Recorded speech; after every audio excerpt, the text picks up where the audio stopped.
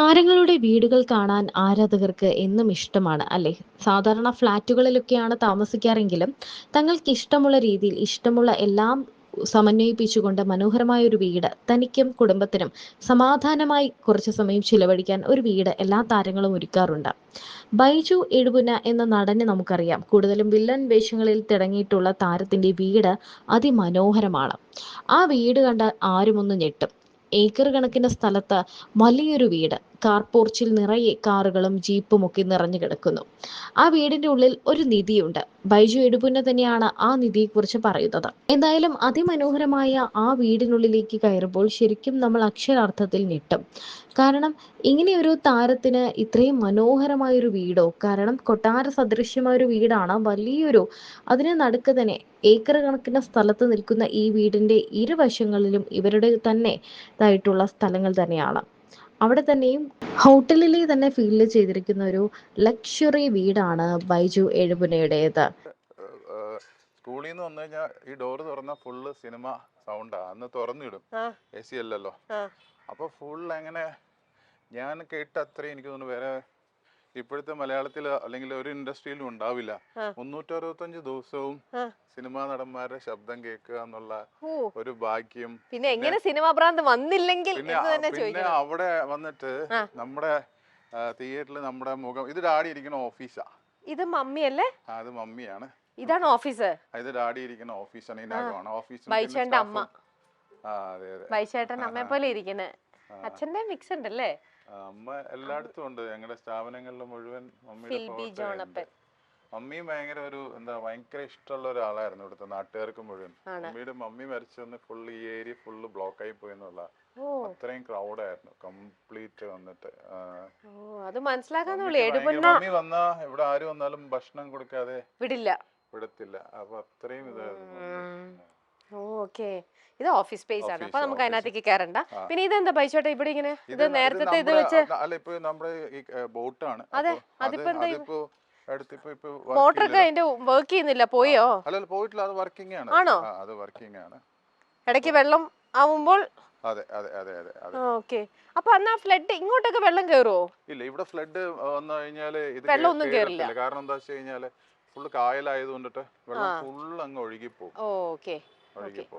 ഇത് ഈ വീടിന്റെയും ഇത് നല്ല രസമുണ്ട് കാണാനായിട്ട്. ഓക്കെ. ഈ കാറൊക്കെ ആരുടെയാ? ഇതൊക്കെ ഇഷ്ടപ്പെട്ട് വാങ്ങുന്നത് ക്രേസ് അങ്കിളിനാണോ മകനാണോ? മൂത്ത മകനാണോ രണ്ടാമത്തെ മകനാണോ? ഷെൽജൂനാണ് കൂടുതൽ കാറിന്റെ ക്രേസ്. പക്ഷേ ഫാദറും അങ്ങനെ പുള്ളിക്ക് അങ്ങനെയൊന്നും ഇല്ല. ഡാഡിയുടെ ബൊലീറോ അവിടെ കൊണ്ടുവന്നിട്ടിരിക്കുന്നത്. ബൈഷോന്റെ ഫേവറേറ്റ് കാർ ഏതാ? ഞാനിപ്പോ ഒരു XUV 700 എടുത്തു. സ്കോർപിയോ ഉണ്ട്. അപ്പൊ അങ്ങനെയുള്ള വണ്ടികളൊക്കെ എല്ലാം ഉണ്ട്. ഓക്കെ. അപ്പൊ അതൊക്കെ വൈറ്റ് ആണോ? എല്ലാം വൈറ്റ് എടുക്കുള്ളൂ. എന്നിട്ട് ആ വണ്ടിയൊക്കെ എന്ത്? വണ്ടി ഇവിടെ പന്തലിന്റെ പണി നടക്കുന്ന എല്ലാ സാധനങ്ങളും കൊണ്ടുപോകുന്നുണ്ട്. ഇത്രയും വണ്ടികൾ കിടക്കുമ്പോഴേ ബൈച്ചേട്ടാ ഓരോ സ്ഥലത്ത് പോകുന്ന സ്ഥലത്തെ എന്താണ് അത് നോക്കിയിട്ടായിരിക്കുമല്ലോ ഒബ്വിയസ്ലി നമ്മൾ കാർ എടുക്കുന്നുണ്ടാവുക. എന്നാലും പ്രീമിയം കാർസ് പലതുള്ളപ്പോൾ അതിനകത്ത് കൺഫ്യൂഷൻ വരാറുണ്ടോ? ഏതെടുക്കണം? അങ്ങനെ എനിക്കൊരു കൺഫ്യൂഷൻ വന്നിട്ടില്ല. ഞാൻ ആ ഒരു പ്രീമിയം ആ ഒരു കാറ്റഗറിയിലോട്ട് എടുക്കണമെന്ന് സത്യം മനസ്സുകൊണ്ട് ആഗ്രഹിച്ചിട്ടില്ല. സാധാരണ ആൾക്കാർ കൊണ്ടു കിടക്കുന്ന വണ്ടീനേക്കാൾ കുറച്ചുകൂടെ മതി.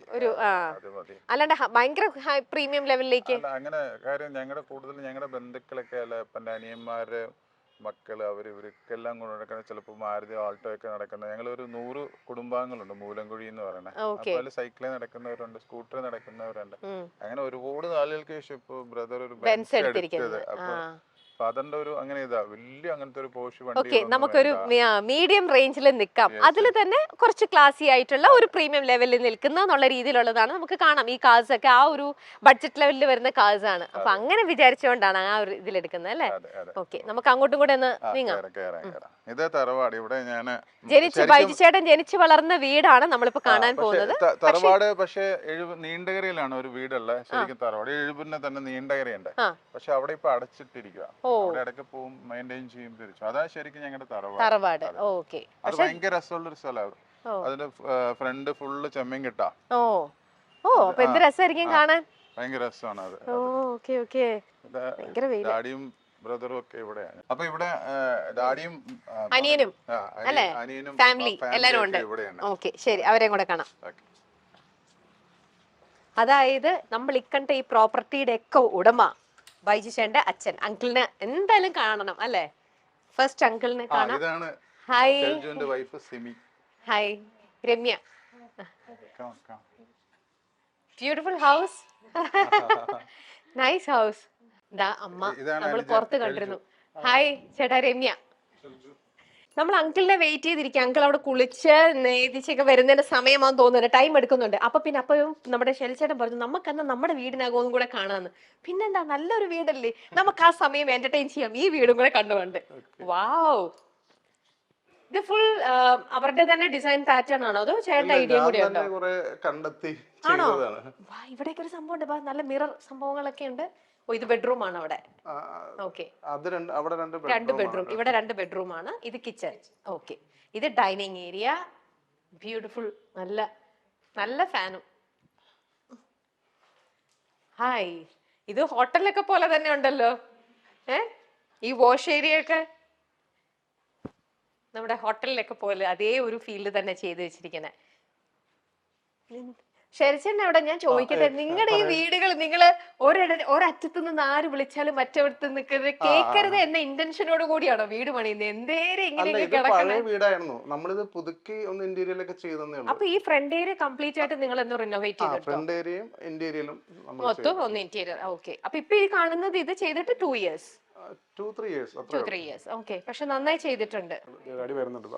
ഹെൽത്തി, വളരെ നല്ല ഒരു ഇത് തന്നെ. അത്രയും നല്ല ഹെൽത്ത് കോൺഷ്യസ് ആയിട്ട് ഇരിക്കുക എന്ന് പറയുന്നത്. കാത്തിരുന്ന വസന്തം അവിടെ വെയിറ്റ് ചെയ്യണം. അത്രേ അങ്കിളിന്റെ അടുത്തേക്ക് പോവാം. ഹലോ അങ്കിൾ, എത്ര നേരമായിട്ട് ഞങ്ങൾ കാത്തിരിക്കുകയാണ്.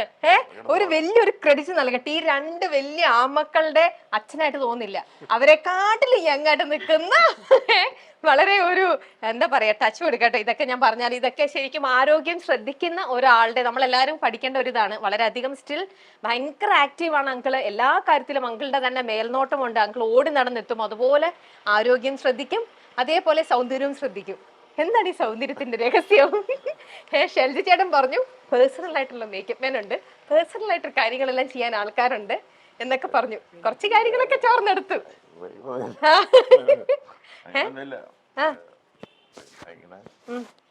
എന്നാ അതൊക്കെ പോട്ടെ.